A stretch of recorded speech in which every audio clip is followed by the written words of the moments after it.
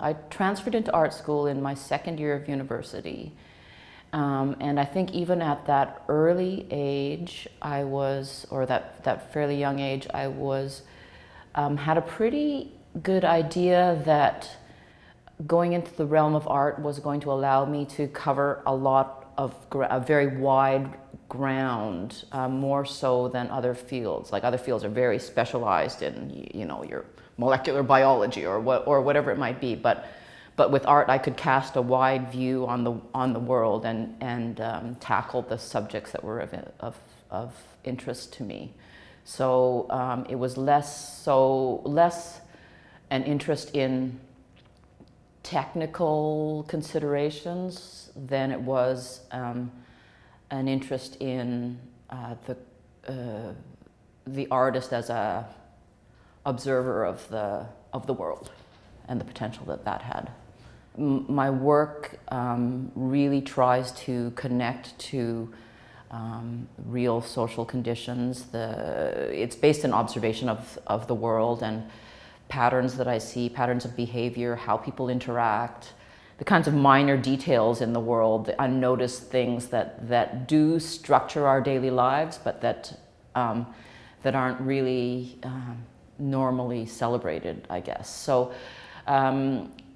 inspiration really in how we interact with each other, how the kinds of unofficial systems that keep the world running and so on. Thematically, although my work takes a very wide range of media, what underlies it all is this kind of interest in human behavior, in patterns of interaction, in the official and unofficial systems of value that surround things.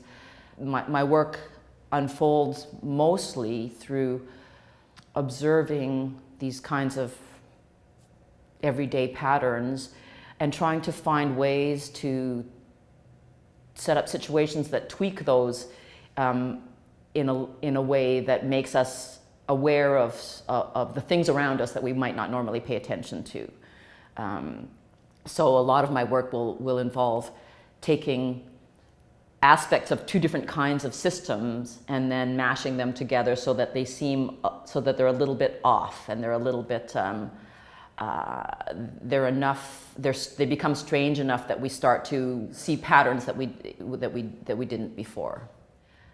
My work uses a very wide range of materials. So I trained as a painter, although I moved away from that to start using ready-made materials that I found or gleaned from the street, used sweaters, lumber.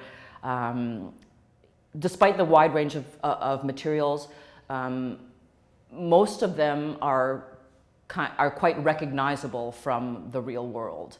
Like, for example, I've taken a metal turnstile and then added some mechanisms to it to make it turn in relation to the speed of the wind. Or I've done pieces that use masses of plastic bottles that have been thrown out. So and use those as a material for an installation. So they're usually recognizable, and so they come into the gallery with all of the associations that they have out there in the world. So it's all of that is to say that I feel as an artist that there are no materials that are off limits to my practice, and I use them really specifically for the references and associations that they bring.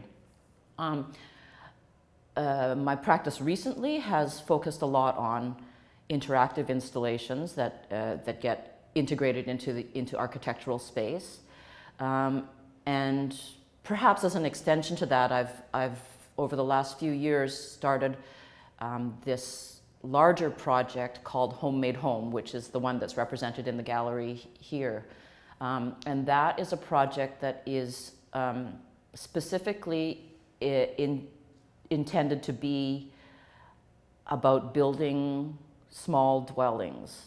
So it has a really practical purpose in that some of the things that we make are intended to be viable small buildings that could be put out into the world and used by people who don't have housing. Others are a little bit more conceptual in that they serve to identify spaces, leftover spaces that could be used for dwelling and so on. So it's a project that is all about trying to identify and expand the possibilities for living at very small scale.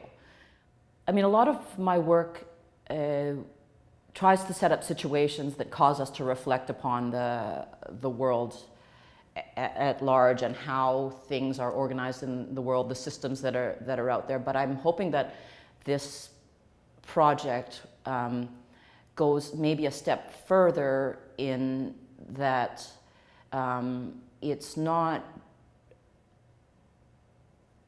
it is reflecting upon systems that are out there and things like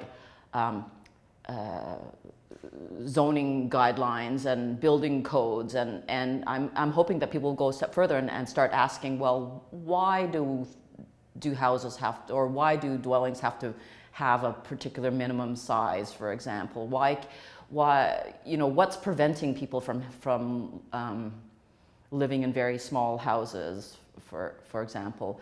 So this project is about trying to propose some of those other models for living arrangements.